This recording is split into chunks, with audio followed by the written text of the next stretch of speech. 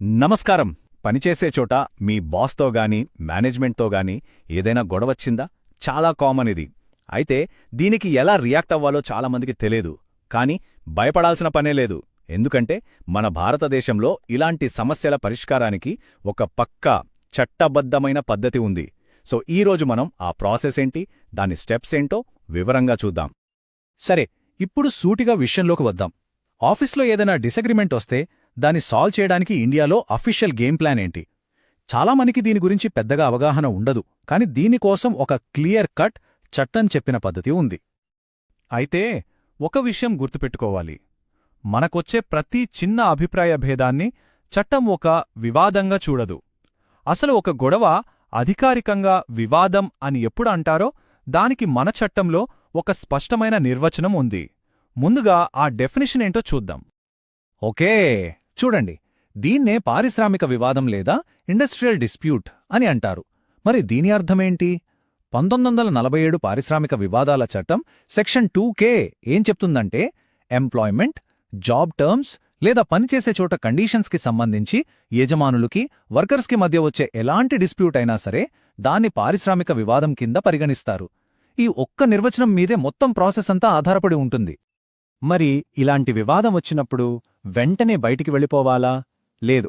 మన చట్టం కూడా ముందుగా లోపలే, అంటే ఆఫీస్ లోపలే మాట్లాడుకుని సెటిల్ చేసుకోవడాన్ని ఎంకరేజ్ చేస్తుంది.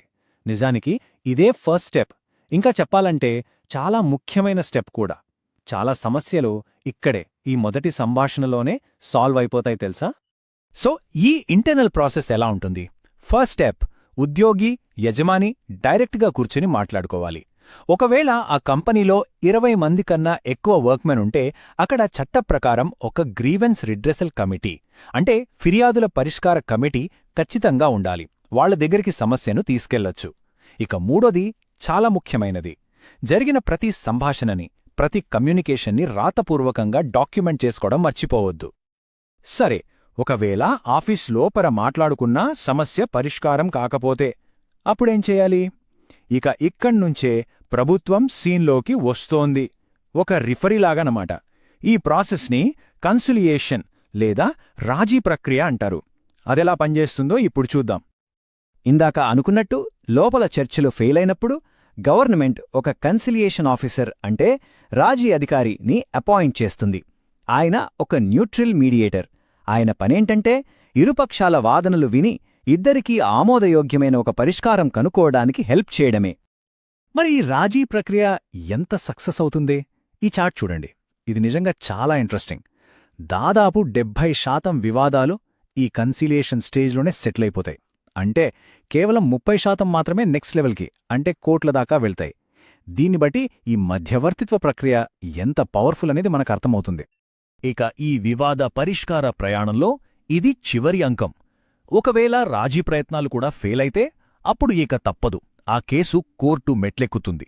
దీన్నే టెక్నికల్గా అడ్జుడికేషన్ లేదా న్యాయ నిర్ణయం అంటారు. అంటే కోర్టు ఇక ఫైనల్ డిసిషన్ ఇస్తుంది. ఇది చాలా మొండి కేసులకు లాస్ట్ రిసార్ట్ అన్నమాట. ఈ అడ్జుడికేషన్ సిస్టంలో కూడా 3 లెవెల్స్ ఉన్నాయి. అవేంటంటే లేబర్ కోర్ట్, ఇండస్ట్రియల్ ట్రిబ్యునల్, ఇంకా నేషనల్ ట్రిబ్యునల్. సింపుల్గా చెప్పాలంటే ఒకరిని అన్యాయంగా తీసేశారనుకోండి, అలాంటి కేసులు లేబర్ కోర్ట్ చూస్తుంది. అదే జీతాలు, బోనస్సులు లాంటి పెద్ద ఇష్యూస్ అయితే ఇండస్ట్రియల్ ట్రిబ్యునల్కి వెళ్తాయి. ఇక దేశం మొత్తానికి సంబంధించిన చాలా ముఖ్యమైన సమస్యలైతే వాటిని నేషనల్ ట్రిబ్యునల్ విచారిస్తుంది. ఇక్కడ మనం ఒక చాలా ఇంపార్టెంట్ డిఫరెన్స్ గుర్తుపెట్టుకోవాలి. రాజీ ప్రక్రియలో ఇద్దరూ మాట్లాడుకుని ఒక అగ్రిమెంట్కొస్తే దాన్ని సెటిల్మెంట్ అంటారు. ఇది వాళ్ళిద్దరి మధ్య ఒక పరస్పర ఒప్పందం.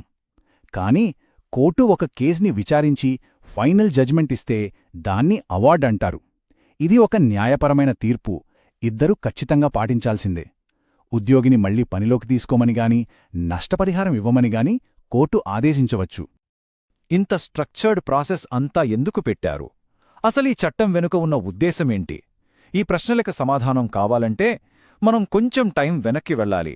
సరిగ్గా 1947 నాటి పరిస్థితుల్ని ఒకసారి చూద్దాం. ఈ టైంలైన్ చూస్తే మనకు క్లియర్గా అర్థమవుతుంది. అప్పటికి రెండో ప్రపంచ యుద్ధం పూర్తిగా ముగిసింది. దేశం ఆర్థికంగా చాలా ఇబ్బందుల్లో ఉంది. కార్మికుల్లో తీవ్రమైన అశాంతి ఉంది. సరిగ్గా అదే టైంలో మనకు స్వాతంత్రం వచ్చింది. సో కొత్తగా ఏర్పడ్డ దేశంలో ఇండస్ట్రీస్ సజావుగా నడవాలంటే ఒక స్థిరమైన ఫ్రేమ్వర్క్ కావాలి. అలాంటి అత్యవసర పరిస్థితుల్లో ఏప్రిల్ 1, 1947న ఈ పారిశ్రామిక వివాదాల చట్టం అమలులోకి వచ్చింది. సో ఫైనల్గా ఈ చట్టం కార్మికులకు ఎలాంటి భరోసా ఇస్తుంది? ముఖ్యంగా అన్యాయంగా ఉద్యోగంలోంచి తీసేయకుండా రక్షణ కల్పిస్తుంది. జీతాలు, పనిచేసే కండీషన్స్ మీద న్యాయమైన పరిష్కారానికి ఒక దారి చూపిస్తుంది. వివాదాలు నడుస్తున్నప్పుడు కంపెనీ వాళ్ల మీద ప్రతీకార చర్యలు తీసుకోకుండా కాపాడుతుంది. అన్నిటికన్నా ముఖ్యంగా వాళ్ల కలెక్టివ్ బార్గెనింగ్ పవర్ని, అంటే అందరూ కలిసి తమ హక్కుల కోసం పోరాడే శక్తిని బలపరుస్తుంది. చెప్పాలంటే ఇది లక్షలాది మంది కార్మికులకు ఒక రక్షణ కవచం లాంటిది. చూడండి, ఈ చట్టం వచ్చి 75 ఏళ్లు దాటినా ఇప్పటికీ ఎంతో కీలకంగా ఉంది. కానీ ఇప్పుడు మనం 21వ శతాబ్దంలో ఉన్నాం. ఇప్పుడు పనిచేసే విధానం పూర్తిగా మారిపోతోంది. Gig economy, work from home ఇలాంటి ఎన్నో కొత్త సవాళ్లు మన ముందున్నాయి.